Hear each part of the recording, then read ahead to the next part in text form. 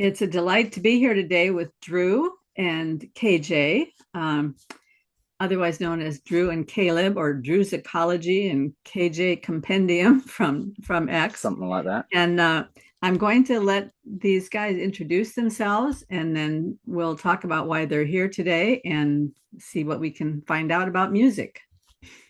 All right, thanks, Karen.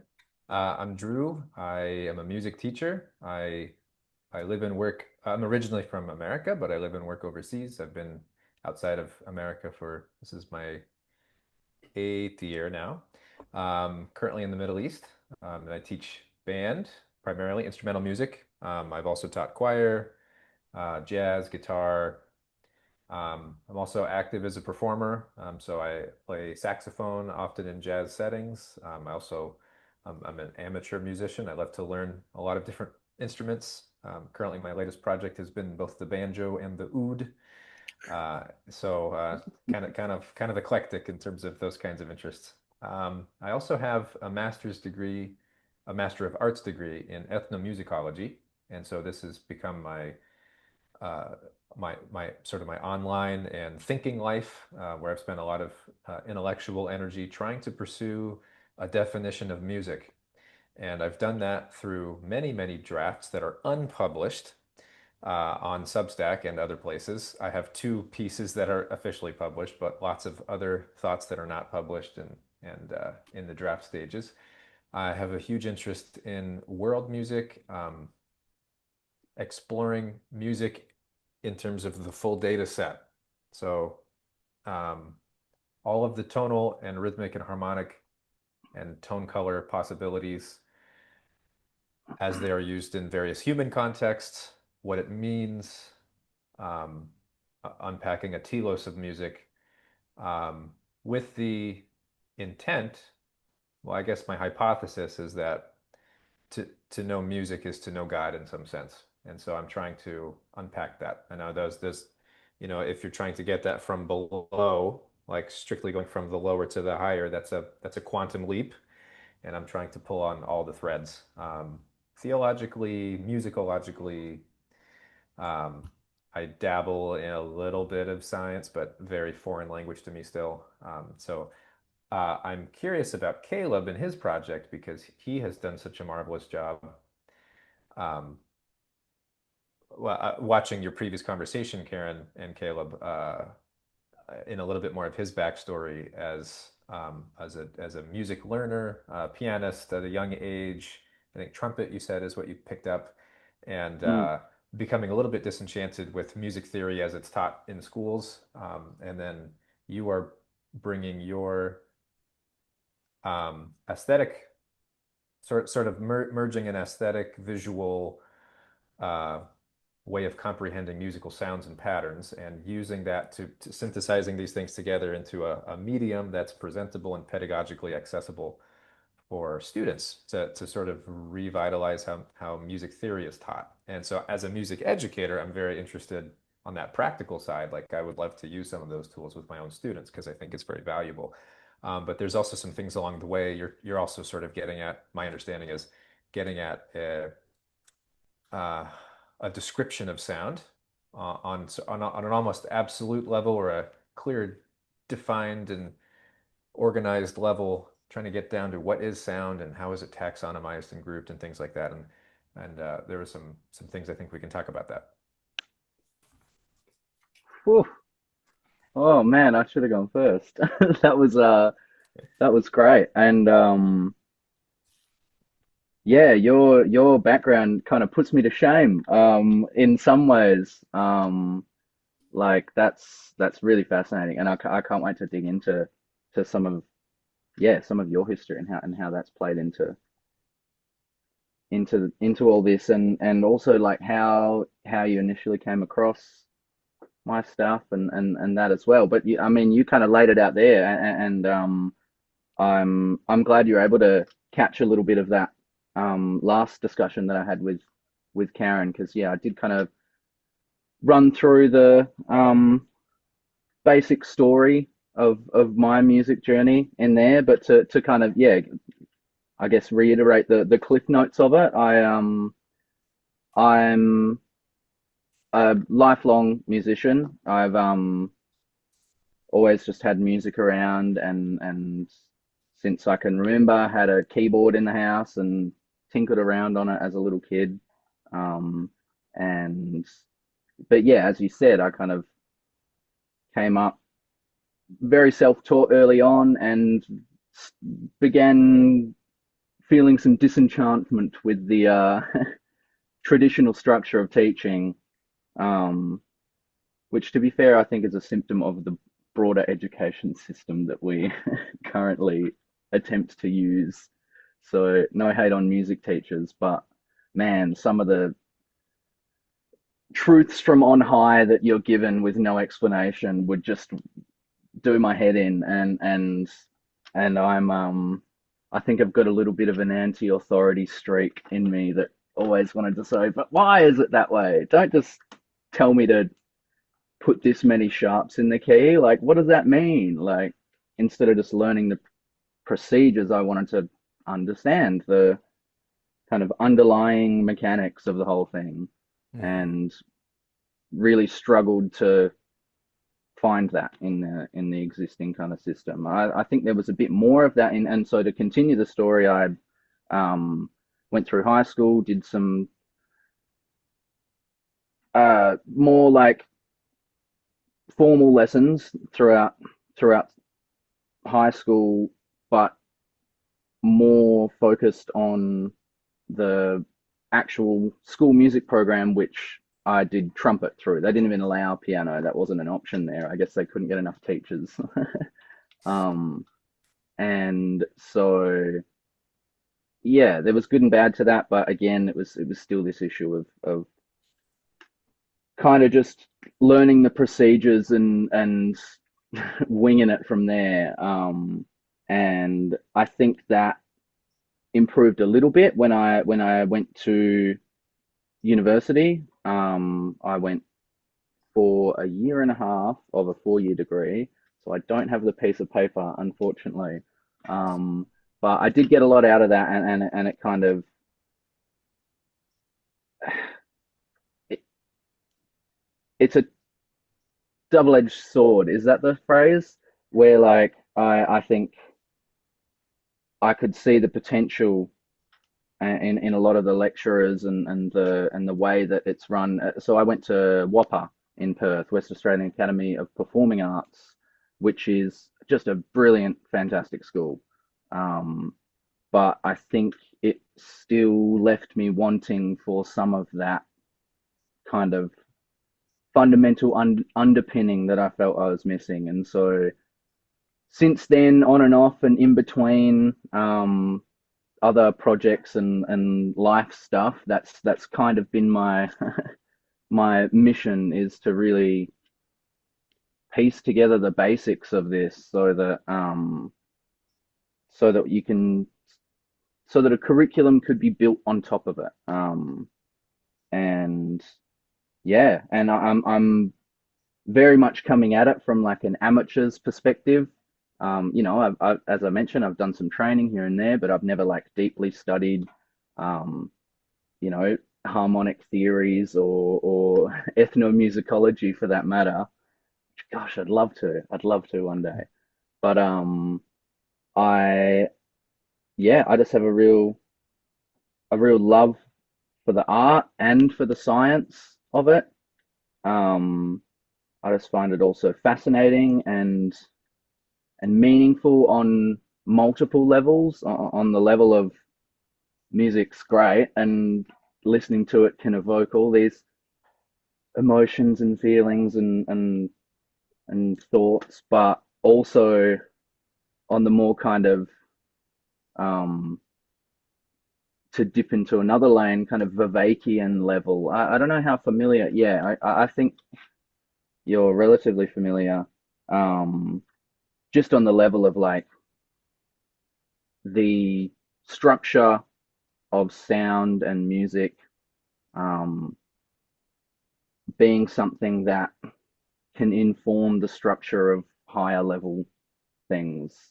I think there's a lot to be said about harmony as a social phenomenon, and and all of this kind of stuff, but in a more rigorous way than the hand wavy hippie kind of thing. Like, I think there's some real interesting stuff to dig into there, but I need to actually understand the music theory first before I can even think about doing any of that. So that's been kind of my overarching mission for the last little while.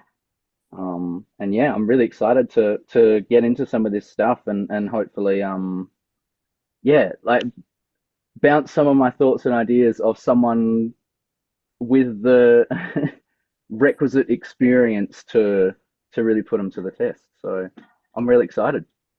It's late here. Awesome. I'll qualify that. It's we're starting at midnight for me, but I'm on my second coffee of the evening, so I should I should get through it, and I might buzz a little bit on the come down at the end, but we'll see. So, Drew, you said that you had a couple of questions that KJ had addressed to you on X that you were prepared to kind of begin a discussion of.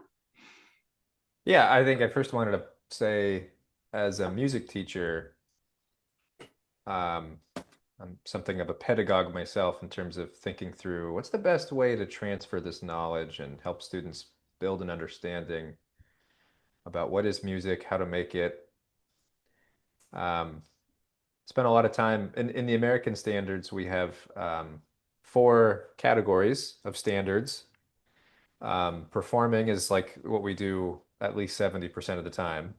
But then there's creating, which would be composing, right, in music theory.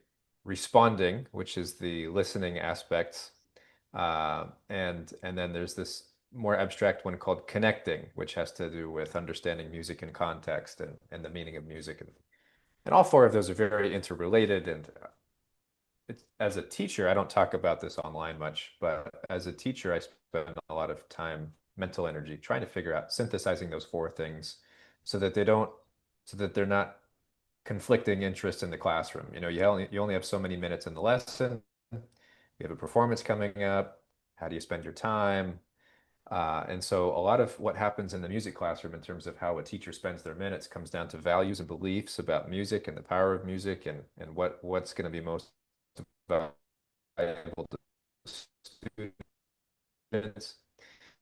And so if I'm going to be teaching something specifically about theory, it needs to have enough practical what our goal is in the program. And so I really concentrate on the the interconnection between the music theory, the ear training, and the chops, right? And just like those three just working in tandem together. As you develop skills in hearing, that does actually make you a better performer. As you develop skills in um, constructs of pitch and rhythm, that also is going to work its way back into you being a performer. As you become a better performer, then you'll be a better theorist and a better listener as well. And so anyways, on the disenchantment side, um, like I've been spending a lot of time in the last year reading ancient Greek music theory.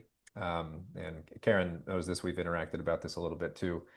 And and while humanity has never been disenchanted by music, like we're always doing music, we're always singing, we're always dancing, playing instruments for reasons that go way beyond our ability to articulate.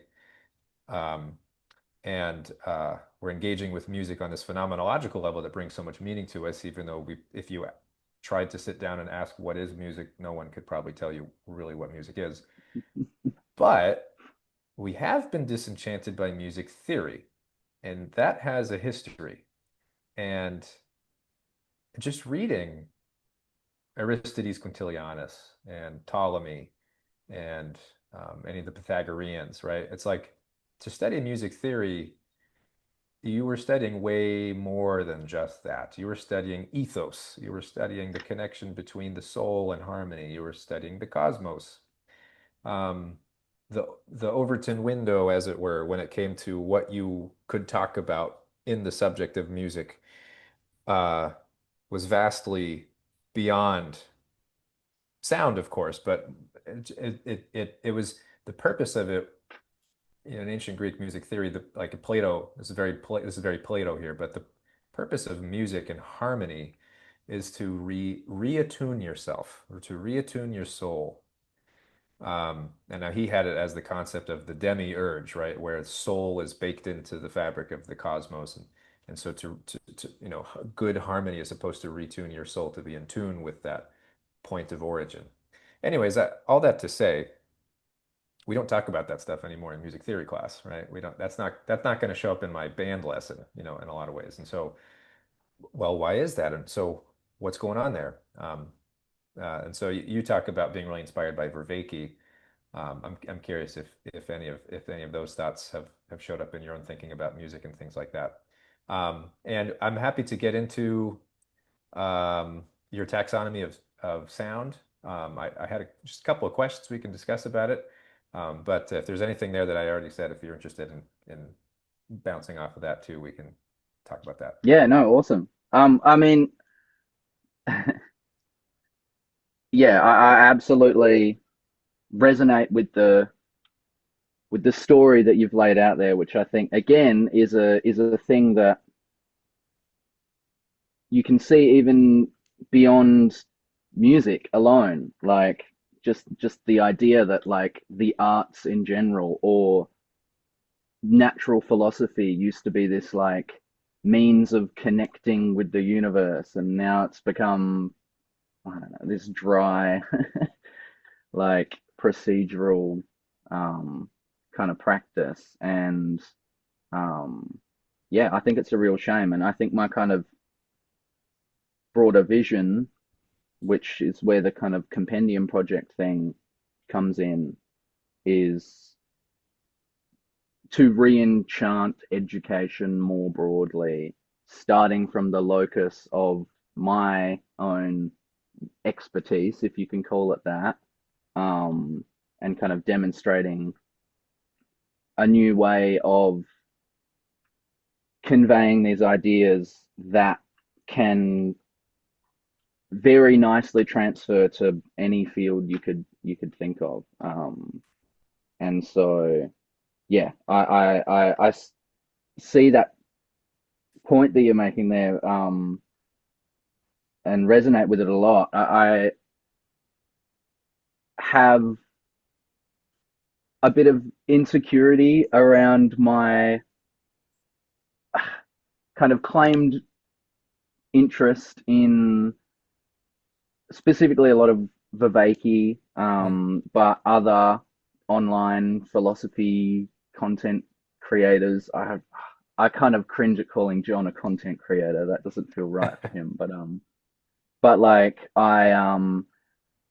I've consumed a lot of secondary sources, but I haven't done my homework like you've been doing, and I really do want to go back and really dig through some of those actual ancient texts. I'm sure it would provide a lot of inspiration in my endeavor. And so I'd love some recommendations at some point from you for relevant pieces to dig into. Um, but I really resonate with that generally. I wish I could speak as eloquently about the specifics of of the ancient frameworks around this, but I'm really keen to kind of to learn more. That's my goal. Is I want to learn. So but then I want to teach, and yeah, I've got my own kind of areas that I've dug into a little deeper. But that would be a great complement to everything I'm doing. So it's a good reminder to that I'm kind of reinventing the wheel here, and there's some blokes from some time ago who were on the same kind of wavelength, I think. So yeah, Well, um, there's only so many hours in a day, and you can't right, learn everything. And you have been that's it. occupied on a project that has been taking up your attention. So I'd like to maybe just talk about that. Probably might be easiest Hmm. if I share since I'm on the laptop.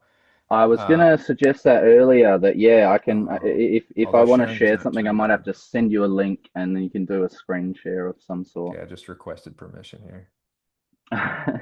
Please, Karen, All please right. let him share. All right. So I thought maybe we could just go through this thread on X here.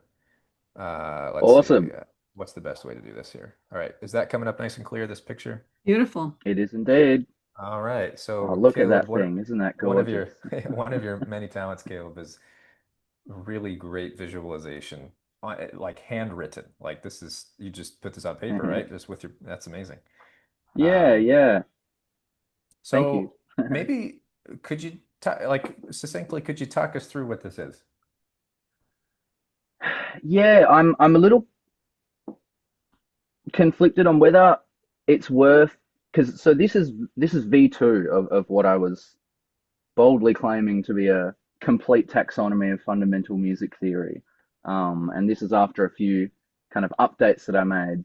Um, and I think it's a good start. I've been intending since putting this out to synthesize some of the feedback into a version 3, but that kind of got lost in the weeds a bit.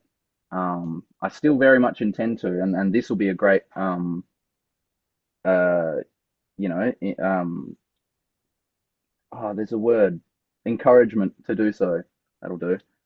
But yeah, I guess I can run through this as it is. So the yeah, this triangle at the top is kind of a bit tentative, but it was a fun little um diagram that I kind of happened upon in the exploring after version 1, and I think there's something to it, but I think it's missing some pieces. The kind of broad idea there was that from left to right, you've kind of got amplitude. So you're louder on the left, and you into silence on the right. But then I wasn't certain of the right kind of metric for the other direction, but it's something around like noise and signal, right? I use that term kind of maybe naively plucking it from like information theory and Hmm. communication, and yeah, I think the idea was that you and I really should pull up. I've actually got. Give me 2 seconds. Sure. Um, because I had some like scribbled notes that I had done at some point or another. Oh dear. Now I've misplaced that as well. Um, oh, here we go. So yeah, so okay, so here's how I. This is why I should have had these up already. How I had put it in my kind of brainstorming was the idea of noise as imperceptible regularity as opposed to signal, which is perceivable regularity. Um, and I'm not sure how that jives with the specific mathematical definition of signal, but yeah, that resonated for some reason. Just the idea that because within noise there is kind of an abundance of regularity. If we're talking like white noise, every frequency, well then you've got all this stuff going on, and you could theoretically separate all that out into, here we go, yeah, this has got a little bit Yeah, more. this is the better uh, one, right? yeah, possibly. It's not as pretty, but Okay. it's a little more detailed. Yeah, white noise on the left here. Yeah. Um, and so kind of yeah, the idea was that at the three, I guess, apexes, or what is that, a vertex? The three corners of the triangle, the three extremes, you've got like pure white noise in that sound corner, pure non-noise, 0 decibels in the silence, and then a pure single sine wave in the other. in that bottom signal corner, um, and that in between, within that matrix, away from those corners, you'll find any possible sound that could exist. Hmm. Um, Somewhere in between regularity and irregularity, or audible regularity and inaudible regularity, and between sound and silence, you'll get um, every song ever produced. And so that's kind of the goal here, is to come up with some overarching matrix that could accomplish that, which I'm keen to stress test this thing and see in what ways it doesn't do that. But with the kind of, yeah, the goal being something like that, where yeah, you could fit all potential sound in there. And I think and I did also play with some more dimensions, a third and fourth dimension, which were progressively more difficult to draw, so that might require some other solution. But yeah, that was kind of the idea. And so then, based on that pure sine wave as a signal, then you can kind of expand outwards into the more complex taxonomy. Okay, Um, so before we a go down brief run further on through. this thing, Hmm. uh, would you like us to settle on this diagram as a better point of departure? Yeah, everyone else has seen the pretty diagram, and so Okay. I could make this look nice if I wanted to, but I haven't got around to it yet. Okay. Okay. So let me ask then. So um, earlier you said noise was the juxtaposition against silence, but here we have sound, for example, as like Mm, I wonder if is that like mere sound or is because a signal is a sound. yeah. I think in that case, I and you'll notice this if you see my work enough, but I lent into my penchant for alliteration on this one. I think I just Yeah. liked the the vibe of Triple S. sound, silence, and signal. Yeah. Um, which, yeah, it might be a little less technically accurate.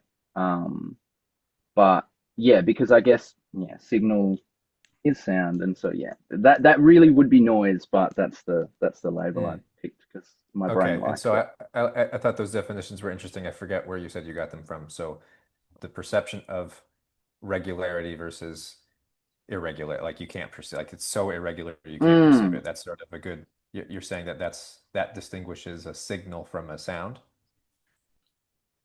I think so. I think that was what I was kind of getting at, and um, to be clear, it's been some some months, I think, since I posted this, and I've actually Yeah, that's fine. only briefly returned to it, here and there. I really did intend to kind of dig in a little more this evening before our chat, but yeah, so I'm in some ways I'm kind of rediscovering this with you right now, so maybe That's that's totally fine.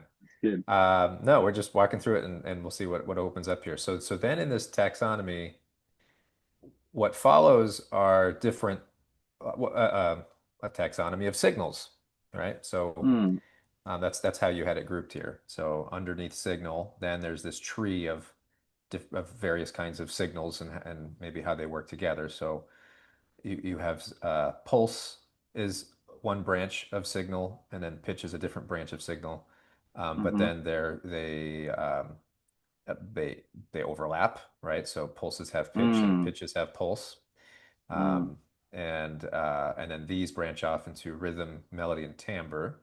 Is there anything you want to elaborate on this part of the tree here?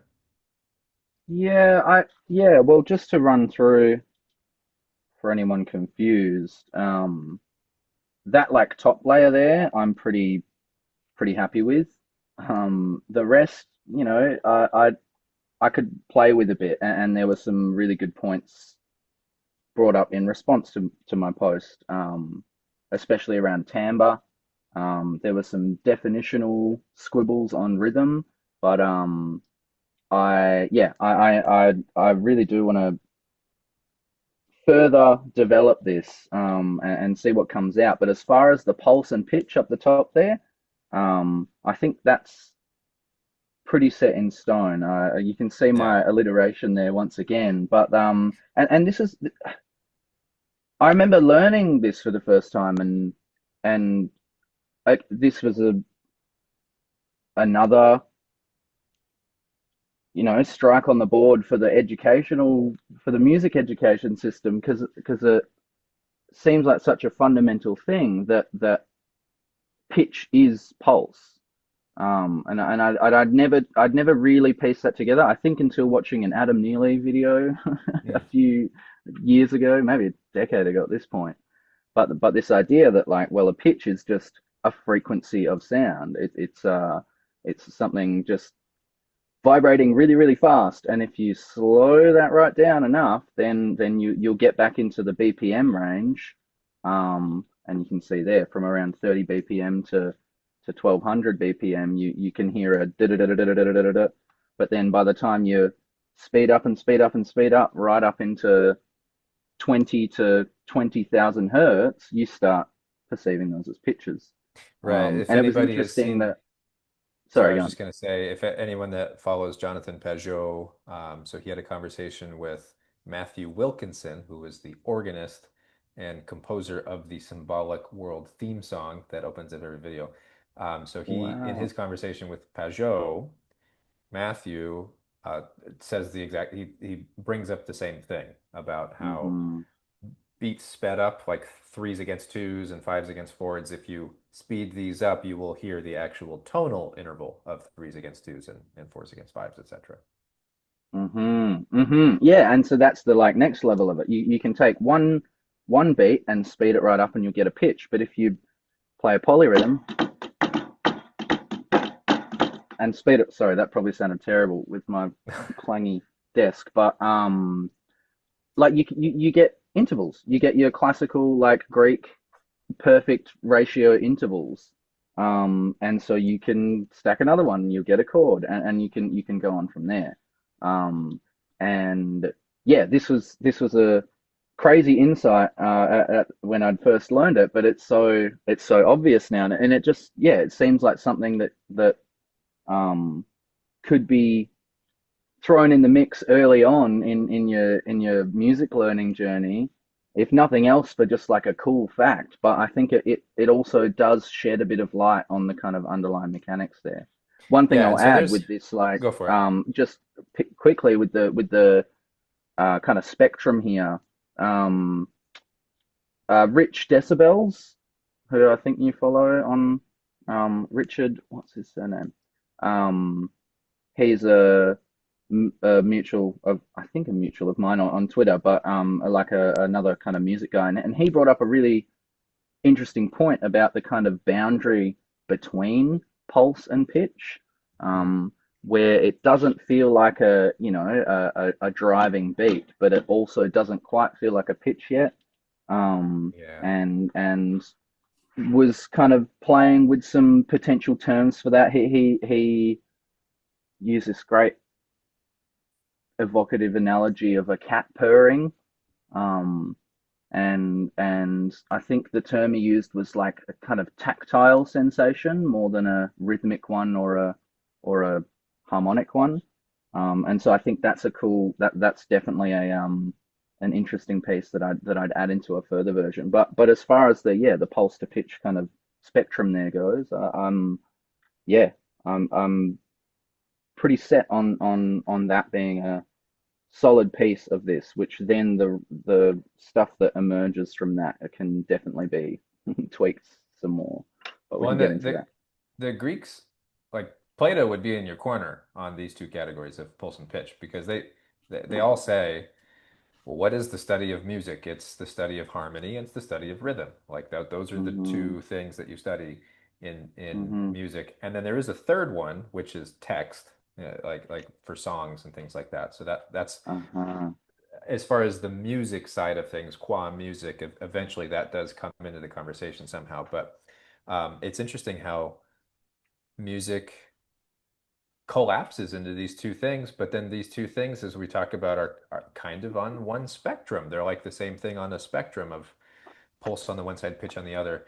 And so, begs the question, is everything rhythm or is everything Mhm. harmony? And is Mhm. the answer a quantum physics yes, both and? Uh, uh, so that's sort of where I'm at with that. I believe time and harmony are the two transcendent elements of music. Like those are the two reasons why music touches everything else. It's time and harmony. You can talk about harmony in architecture. Um, time is, Mm. we have ritual because of time. Rituals like require you to be embedded in time. Um, and then uh, it's those two things are in this constant interplay with one another, and all elements of music collapse into these two, but then those two things touch everything else in existence. So pulse and pitch are pretty succinct ways of getting at those two transcendents. Mm. Mm. Yeah, that's juicy. Um, and yeah, well, I appreciate your your uh yeah, calling out of the convergence of that. Because yeah, I think it makes a lot of sense. But yeah, it is fascinating that you can break it into these two categories, but really it's one. Yeah. And I would I would definitely err on the quantum physics answer there. That well, it depends how you look at it. And Well, so you I'm have, just going to go pop ahead, in here. Karen. I'm going Yeah. to pop in here for a second because it all of a sudden just went off in my brain that this is it's the simple explanation of Wolfram's theory of fundamental physics, which briefly is that time is the updater of events, and the events are the growth of the hypergraph through the changing of the nodes and edges. But the nodes and edges are just creating shapes in the hypergraph that are really very similar to harmonics. So you could imagine that time updating space is time updating the changes in the music. So you have pulse and pitch, and I mean it's maybe we've gotten down to the fundamentals of the universe right there. You know? That's interesting. Yeah. Well, so anyway, while I'm in the middle of this, I am going to just intervene for a second because I was watching. I love Arthur Holmes. If you ever want to kind of get the bird's eye view of the classics, the classic philosophers, KJ, you might want to look at Arthur Holmes videos on YouTube. He has a whole Okay, I'm series. He starts noted. all the way back with the pre-Socratics and he goes through one by one, and he's an excellent teacher. And his episode on Aristotle gets Love into that. the four causes. And well, maybe I'll just play a little bit of him talking about this one cause because I think this might help us get at something. Hopefully, I can find the screen that I want to get at. Yes, I'm a boomer. Can you see Arthur Holmes on the screen now? Yeah, you've done well. I see a note. Yeah. Oh, you're still seeing notes. Yeah. Sorry. Oh yeah, no, I don't see a video, but the Okay, note well there. then I've got a problem. I've got the wrong screen. So let's go back again and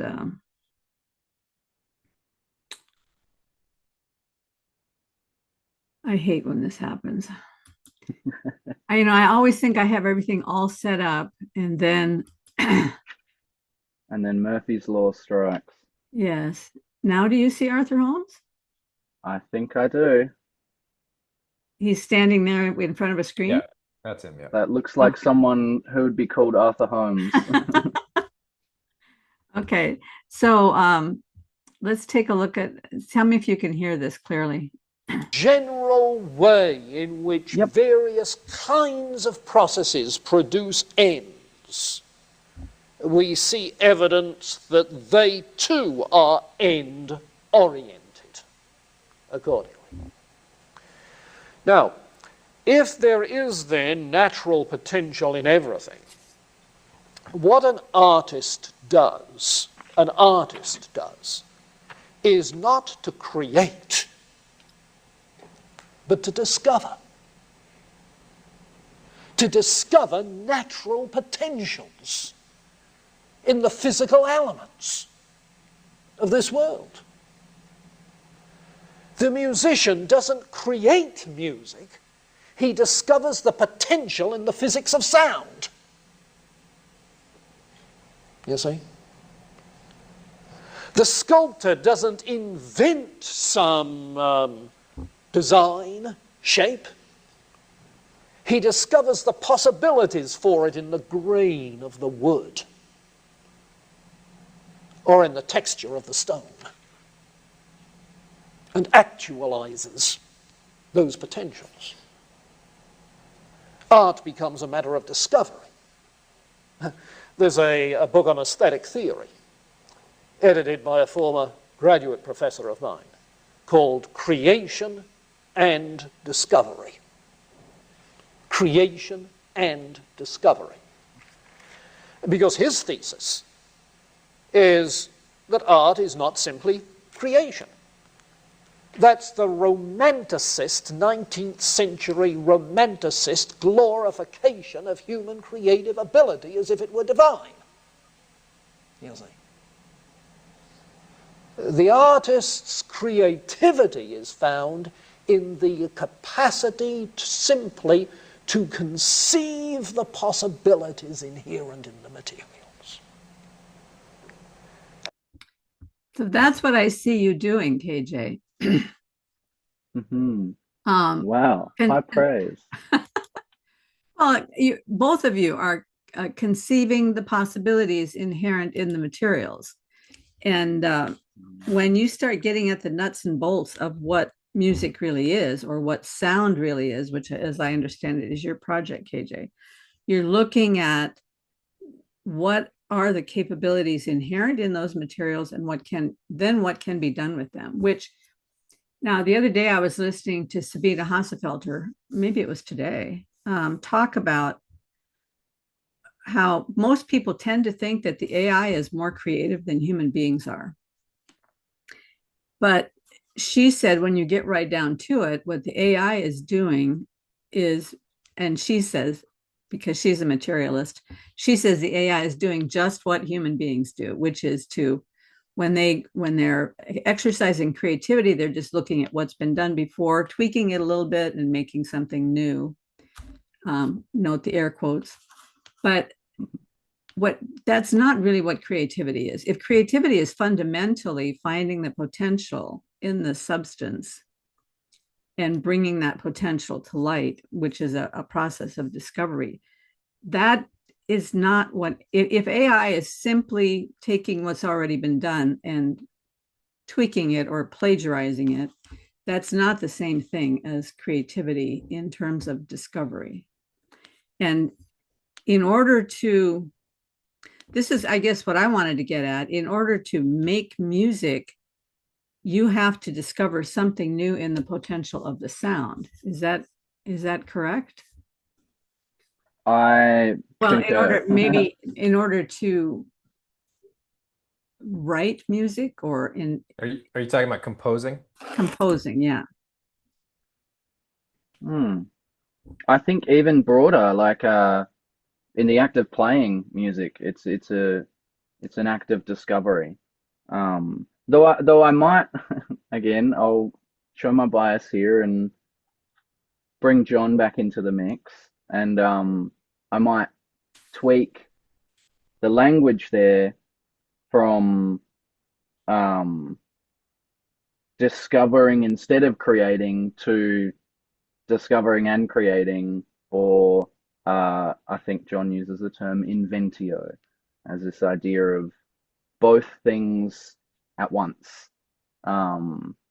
It's kind of, yeah, neither or and both and you participate in this process of actualization, which is, yeah, both a kind of discovery and a creation. Though I understand the emphasis in the direction of discovery, because we're, like he says, it's this like romantic era notion that we're kind of stuck with now in many ways, that the human being is like the source of all creative potential, and that we just impress ourselves upon the world, that it's a blank slate waiting to be carved into something. But I think it's this, yeah, it's this participatory dance, um, that, yeah, that resonates not only on the kind of philosophical level there, but just even in practice, like talking to, or listening to interviews from other musicians. I mean, so many of them will say, I mean, I just had this idea happen upon me sometime. Like you'll hear, bands or composers talk about like the greatest breakout. I think I've heard the one of the members of Toto, like Africa. Dun, dun, dun, dun, dun, dun, dun. I think I've heard. I might be making that up in particular, but heard many people talk about this idea of not of when you're like in the flow state, like it feels like you're more of an observer than anything, than this, you know, creative energy is bestowed upon you, and your job is to get out of the way of it, more than like getting in and tinkering with it. You can do that afterwards. So yeah, that's very, very resonant for me, for sure, Yeah, on that's multiple really levels. good. I suspect we're all on the same page here, but just to add maybe a theological spin to it too. Uh, there's an article I read in an ethnodoxology handbook, uh, un Wow. unpacking unpacking a theology of creativity, and it starts with God is the creator who creates ex nihilo, out of nothing. We being created in the image of God, we create ex creatio, right? And so I think that's exactly what Arthur Holmes is critiquing. He's saying those romanticists thought they were creating ex nihilo, like they were Hmm. making things from nothing, like that didn't exist before, and now here it is. Look at this supernatural ability we have to create. But I think that whole idea of potential, and where does that come from? It come like there's, I mean, it's just like anything, like an instrument. Like I'm thinking of the oud because that's the instrument that I'm learning right now. It's like the oud was created, it was artificed in Persia, but not uh, indigenous Australia, you know. There's reasons for that. There's modes of attention that came to bear on the people who invented the oud, or the didgeridoo, and when you get into signal, it's like there's this, culture and history and consciousness and agency. Eventually, all that gets mixed into uh, the your signal taxonomy as well.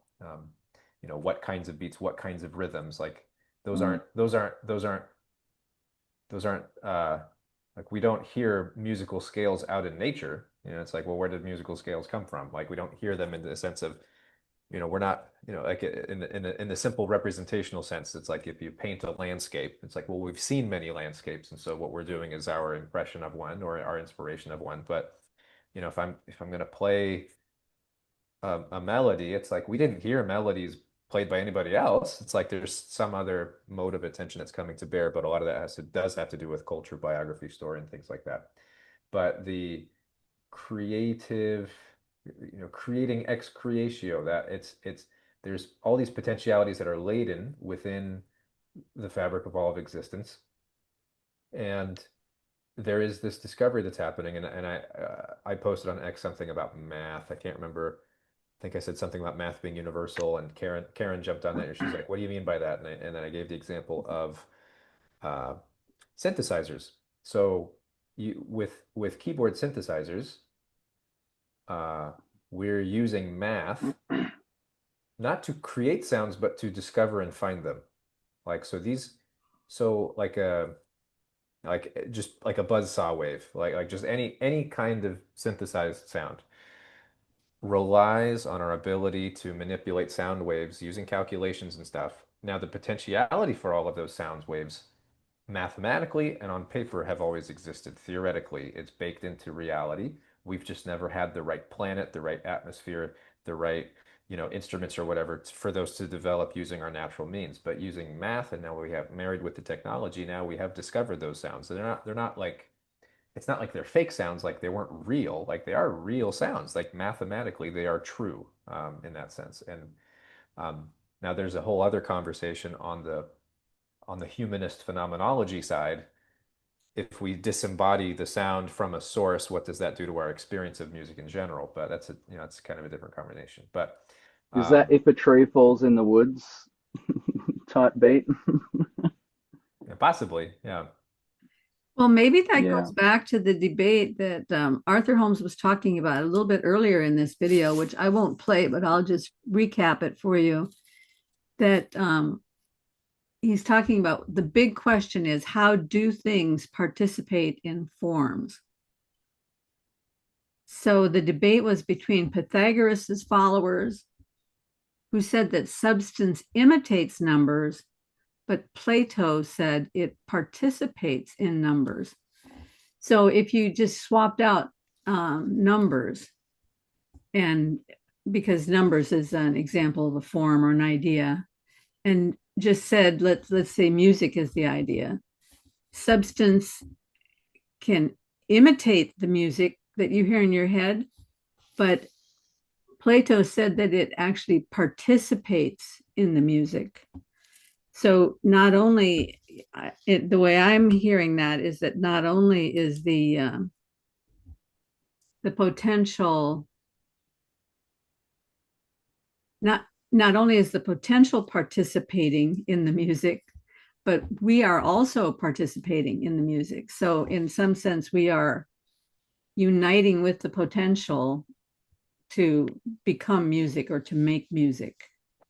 I'm not putting it very well, but No, you said that well, I think, Karen, and I think it almost follows directly. I mean, if you to listen to Plato or Pythagoras, I mean, music is maths, um, and I would happily agree with that. And so I think, yeah, that absolutely tracks, um, and that, yeah, again, we're bringing in this participatory kind of language, which is very resonant. Um, and I think that was well said. I think there's a lot to dig into there. Mhm. But it really points at a kind of, yeah, a very different fundamental ontology, um, that could inform a improved pedagogy, I think. well, I got us a little bit off track because you were talking about pulse and pitch as being like Hmm. the the two kind of fundamental. I think you aligned them, Drew, with your two transcendents of time and harmony. Yeah. Mm. Yeah, I know. I think that was a great detour, that we can then steer back and maybe keep kind of working our way through that diagram there. If you wanted to Yeah, pull sure. that Yeah, back I up. want to get into timbre, and then that's actually going to touch on color, bringing Karen's color theory into this conversation Uh-huh. because I had some questions and things just to just to think through. All right, so here's KJ's the bottom half of the diagram. So we have Hmm. this was interesting. So um, rhythm is pulse plus pulse, melody is Hmm. pulse plus pitch. Um, And then you can see that those can join here. Melody is pitch plus pulse. And then on the far right side, timbre is pitch plus pitch. And this is Hmm. where this was my primary critique when I first saw this. Most of my constructive feedback towards you was well, let's see. How are we defining timbre here, and what do we mean by that? And then, interestingly enough, a lot of this is semantics, right? But our use of color usually is here, tone colored, right? And so, Yeah. what kind of color are we talking about here? How does that relate to color theory? We can get to that in a second. Hmm. But this pitch plus pitch idea, popularly in terms of like the classroom setting, like I don't usually define timbre that way. I would say classically, right, the old school way of defining harmony is pitch plus pitch, right? And then I would define timbre in the classroom as the actual quality of a sound, and that's perceptive, but it is mathematical because it has to do with the shape of the sound wave, right? It's not sounds are not perfect sine waves, right? A sine wave is the only sound that's a sine wave, right? A saxophone has a shape, and that repeats. Hmm. That's the frequency, and trumpet has its own shape, and that's what timbre is. And the relationship of the overtones to that fundamental wave, right? So it is based on physics. Anyways, I was wondering if you could maybe talk about pitch plus pitch, and then Mm. we'll talk about color in a second. Can I just Mm. ask a question, Drew, from what you said first, and then have Yeah. KJ? Of course. The when you're talking about timbre, I'm thinking about like an individual singing a note. That that individual note has all of the harmonics built into it already. Yes. Um, so one person singing that note versus another person singing that note, it's going to have a different timbre, right? Hmm. Another person's Even voice if will the have a different. fundamental pitch is the same, there'll be a Yes. different profile on top. Or even myself, I can change my timbre singing the same note. You can, yes, Yeah. using Definitely. using Does vocal does techniques. that Yeah. in any way change the harmonics of the note when I'm singing it? Yeah. So there's a famous style of singing, the Tuvan throat singing, just overtone singing, right? Mm-hmm. Mhm. Where it's like if you do a certain vowel shape, tongue placement, you will actually hear an overtone pop out in the sound and then make melodies using those overtones up top. And I would say that does, I'm not sure, I couldn't Does tell you that make physically new if it's happening, overtones, but or is it just making use of the overtones that are already in that note, well, in that something pitch? something physical is happening that's making those overtones pop out more. That wasn't Mhm. there in the other timbres in the other instances. So I would say that there is But they're the probably a same. fine sculpting that's happening in the shape.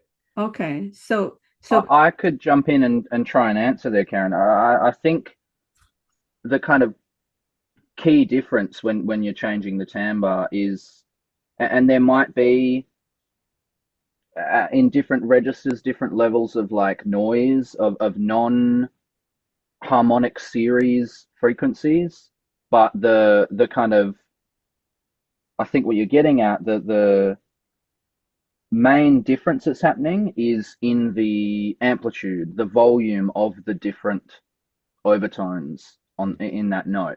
Um, in some sense, you could say they're all there from the beginning, but some are so quiet that they're imperceptible.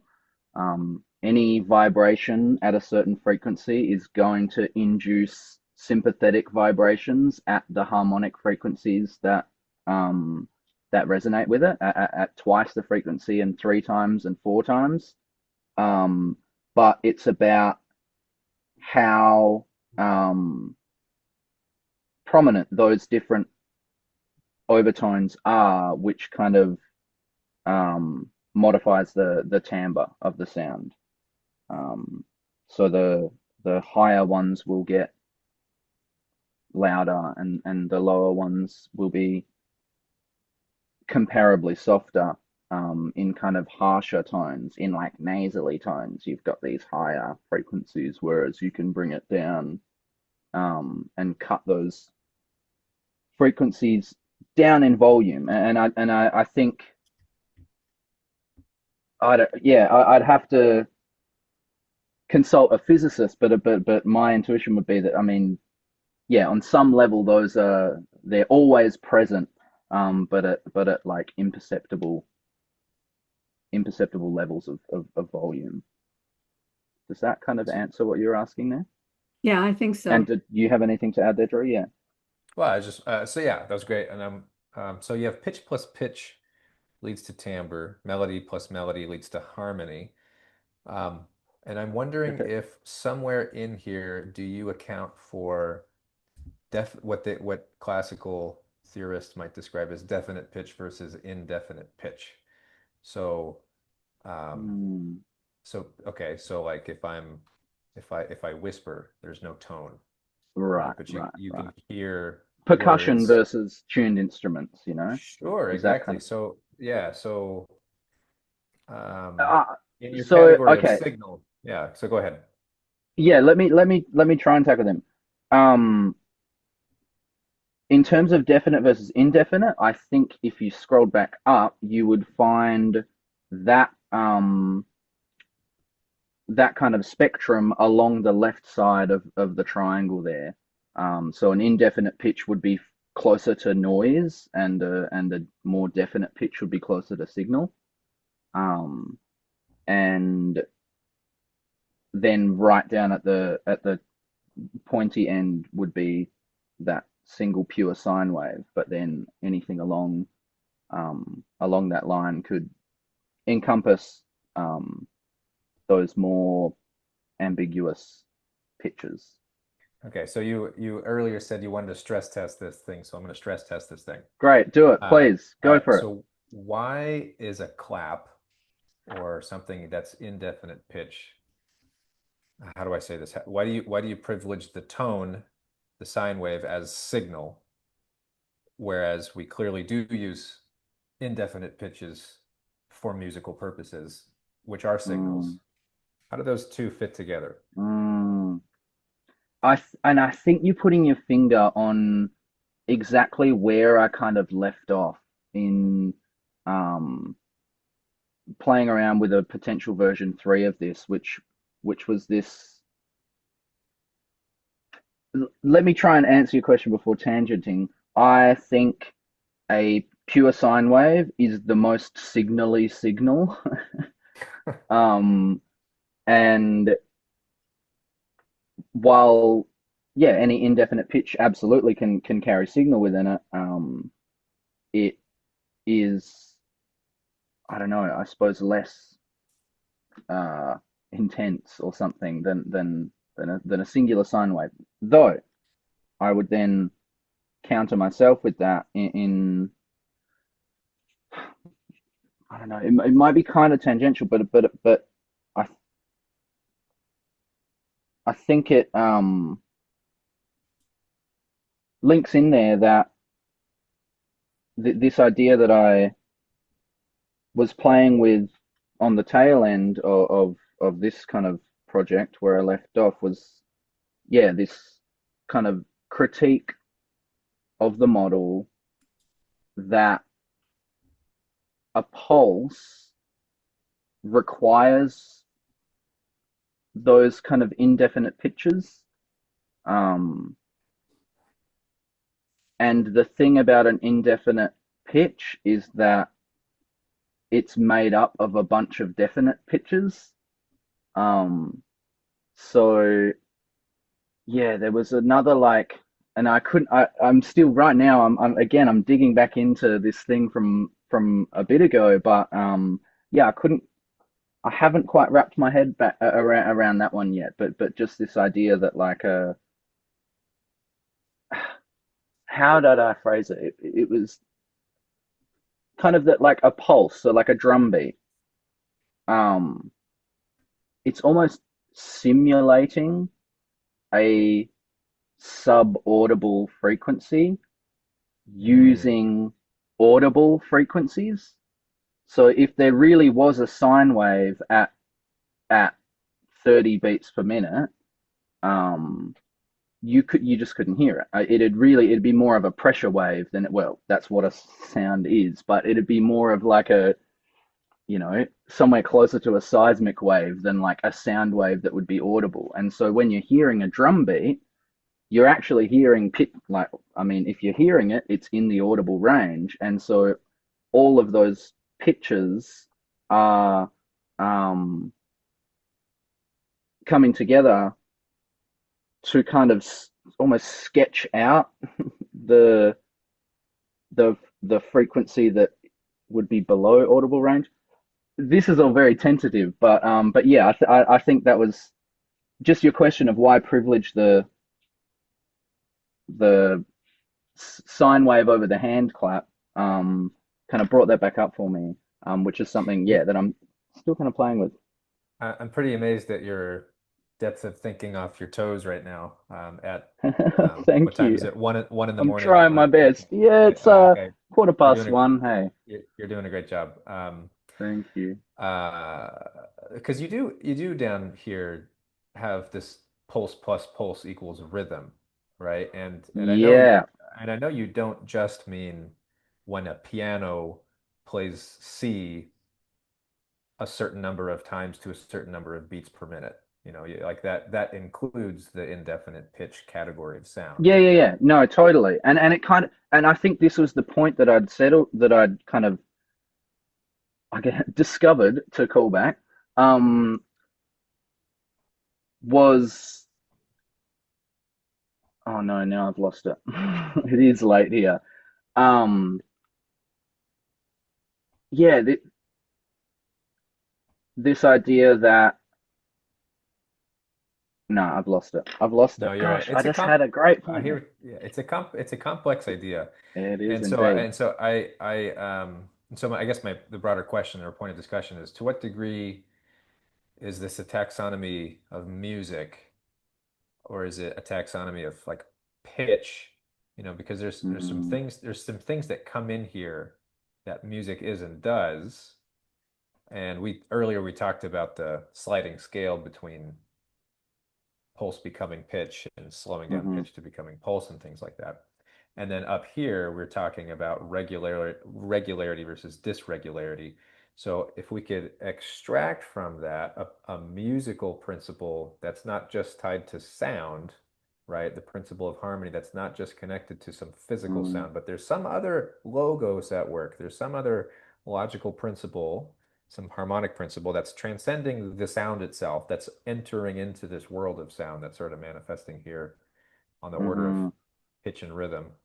Um, and then melody plus melody equals harmony. So here's the other term that I had a question mark about as a music teacher, hmm because I mean, usually when I'm explaining to sixth graders what is harmony, I'm going to say Yeah. it's two or more tones played at the same time. I wouldn't say it's two or more melodies played at the same time. In fact, I would say that would be called polyphony. So, hmm then you have at the bottom right here, form, other things like texture, like, where do those things come into this, Yeah. how much of music are we encompassing in this diagram kind of thing? Yeah. Well, so yeah, we've kind of, and it's all been good stuff, but we've done tangent on tangent here, and maybe just to ground it again, I do want to kind of just lay out what was my argument for these kind of equations, if you'd call them that. Um, so the pulse plus pulse thing, um, was kind of another like insight I happened upon, and I posted a little bit about it, in response to someone who'd questioned it as well, I think, and um, I I'm prefacing and prefacing instead of just getting into it, I absolutely grant you that these are unintuitive ways of using these terms in many cases, um, as far as the traditional teaching pipeline goes, and they could all be tweaked for sure. But this idea of a pulse plus a pulse being a rhythm. So if a pulse is a single tempo, single BPM beat, um, then the kind of idea here was that any repeating rhythm, any drum beat that goes on for any number of bars, can be kind of in a Fourier transform way, almost be broken down into a set um, of individual pulses of completely even, meter. And the one little tweak there is that you need some functionality of phase shift of the rhythm starting like sooner or later. But fundamentally, like just a classic rock beat, like kick, snare, and then hi-hat over the top can be thought of, and it's a stupid way to think of it if you're trying to teach someone a drum beat, but can be thought of as a like a 2 against 4 against 2 slightly offset polyrhythm. And so yeah, the idea was that all rhythms are polyrhythms, and that if you think about it hard enough, then any rhythm can kind of you can compose any complex rhythm from a number of fundamental even pulses underneath. And so to then jump over to the other side, and this one, yeah, there's some. Okay, I'm going to stop prefacing and caveating. Let's just explain it. The idea is that a similar thing can be said of pitch and timbre. That, and like we were saying earlier, like the timbre of a note is dictated by the profile of overtones that that coincide with that note. And so again, if we're thinking of a pitch as a single frequency perfect sine wave, then any more complex sound, any more complex timbre can be composed of a bunch of those fundamental sine waves stacked up on top of each other. That's your more classical, like, okay, let me not use classic, your more traditional Fourier transform kind of approach there. I guess in reverse, because we're stacking them up. I guess like a kind of additive synthesis type thing. And so that was the idea there. And I do recall you bringing up some good points around that. The idea that timbre also includes like your envelope, your attack and delay and sustain and release. Right. Yeah. And that also that like even within one instrument,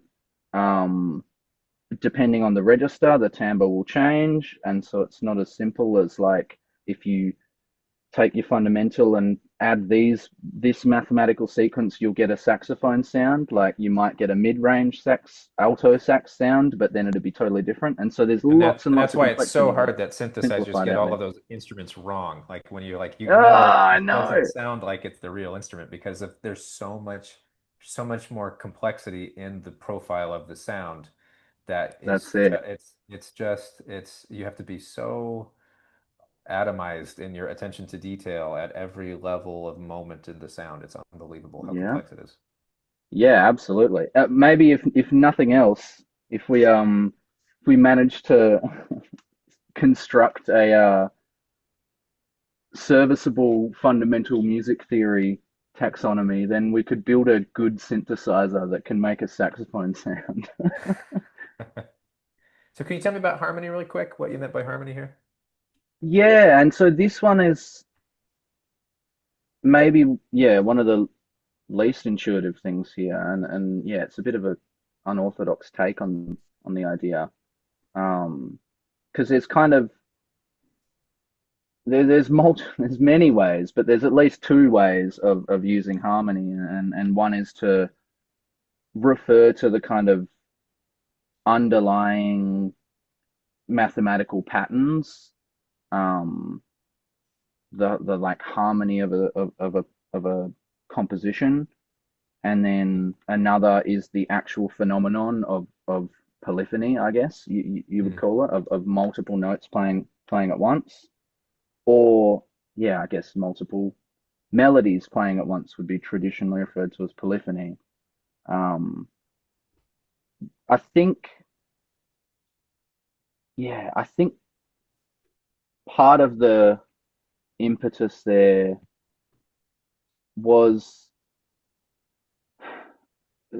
this approach that I've heard encouraged many times, especially in my like jazz training and in a lot of like content by um, jazz teachers online, is this idea of emphasizing the like horizontal approach as opposed to the vertical approach, Mm. um, and seeing the notes in a chord in the context of all of the inner voice movement and voice leading that goes on within that, as opposed to it being this static thing that you can pluck out of the song and analyze as a separate entity. Um, I still think there's use in that, obviously, but I guess maybe in a similar way to Mr. Arthur Holmes, I'm kind of trying to push the zeitgeist in that more horizontal, contextual approach of harmonic analysis, Mm. even though there's two sides of the coin there. Um, and yeah, so you could quibble with the definitions and with the terminology, but that was kind of the idea behind that, I think, if I explained that okay. Yeah, that's interesting. So let me try to restate it to you. Mm, Um, and I'm sure I missed a lot of it, so feel free to great correct. So, practice. Yeah, but good um, worth doing. so when I see you lay it out like this, when I think of melody plus melody is a harmony, there's sort of an implication that a harmony is a more complex or a wider grouping, or there's something how do I say this? There's something more complex about it than a melody alone or something.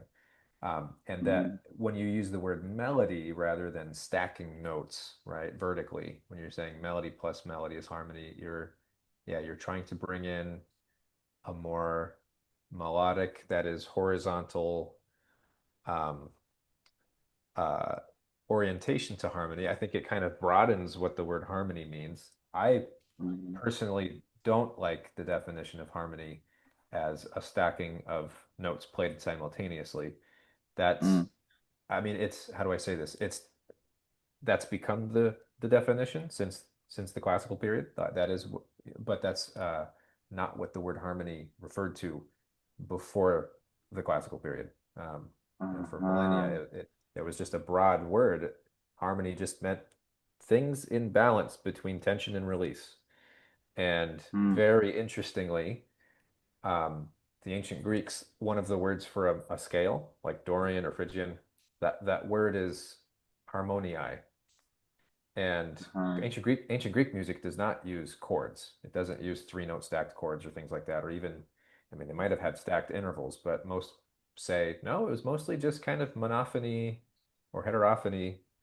And Mm, so why are they talking about harmony all the time? And what on earth are they talking about if they're talking about harmony? Well, a harmoniai, a scale, is it's a harmony of the sequence of intervals, right, within a scale, producing some balance, some give and take here and there, and a mm, good composition, a well-composed melody is those notes are harmonious with one another, like over the course of time. Yeah, these notes work well together, like going mhm, here to here to here, these pitch ratios.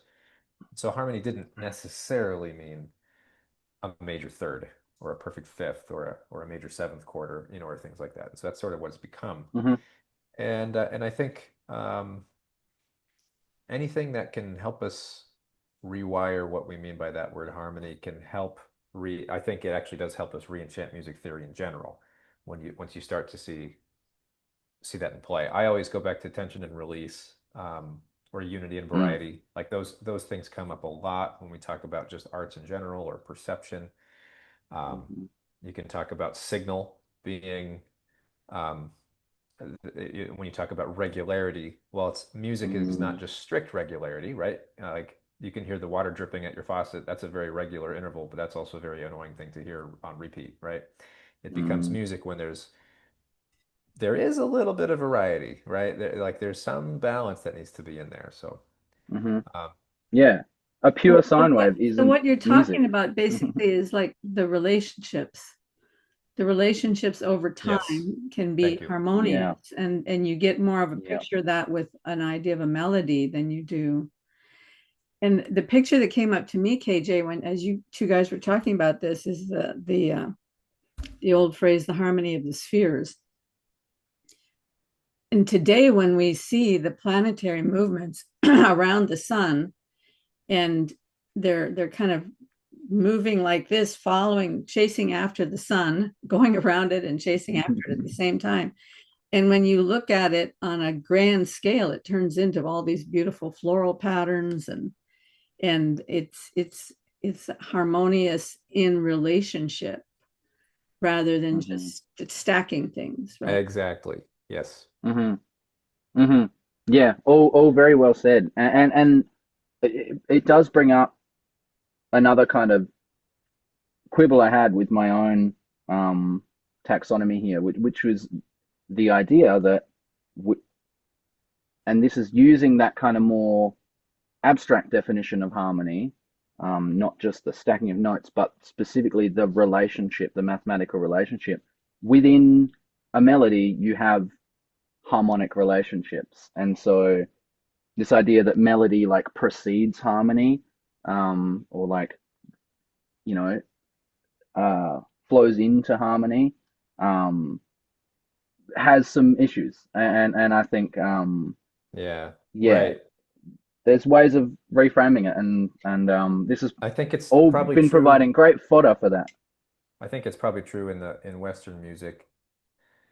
Well, I can't make the total generalized statement, but for most of Western music, harmony was the supreme element of music, and we always viewed melodies as deriving from harmonies, right? I think that's sort of what you were just talking about there.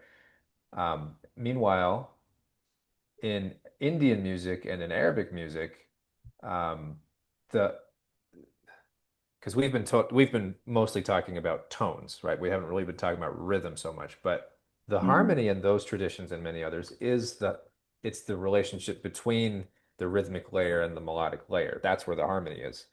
Um, and so like uh, rhythm in both Arabic and Indian music classically is very horizontal. Rhythmic is more melodic. It's not a groove like a four beat thing that repeats. Sometimes you'll have a 16 beat sequence of dooms and techs or mm, what have you as they call them. And especially you hear this in Indian music a lot, the interplay between the tabla player and the sitarist or whoever's doing the melody and whoever's doing the rhythm over here. It's like you hear them and it's this normal, the way they generate tension is when they boom arrive at that first beat of the cycle again, because it's when you get to the end of the cycle and then it comes back to hmm the beginning of that rhythmic cycle. And so it's the reason those two go together all the time, and the reason it's this duet. It's not a rhythm accompanying a melody player. It's this duet between the rhythmic and the harmonic or the melodic. And the excitement for those who know what to listen for is, like a listener who's in the system knows the beats and they can tap along using the system to tap along the beats, and you can hear it and feel it, and as the music going along, you know when they're playing off of it and you know when they're generating that tension, right? And then hmm it resolves, and then it has this really hmm happy, like, when the cycle repeats and they agree because that, oh, they were listening to each other the whole time. They knew exactly where they were in time, and it works, Yeah. and they're in the raga, they're in the scale, everything is just harmonically. So yeah, so the rhythm is part of the harmony. Like in those traditions, it's literally that's the simultaneity is between the pitch and the rhythm and how they work together. Yeah. Yeah, that's so fascinating. Maybe that's a What? good place to start wrapping up. So KJ, if you had a last word you wanted to throw in there, because I know it's really late for you, but we Yeah, yeah. have that I think down anyway. my So energy reserves are dwindling. But man, yeah, I could in another setting go on for several more hours. And I think we definitely have to do this again sometime. Especially since we didn't really even get into any dodecatone stuff, which Yeah, there's but some maybe things there I that's for want the to talk better. about. And in the meantime, I could work on getting that like little demo prototype back up and running so that maybe you could pull that up, Drew, and have a play with it and quiz me about bits and pieces.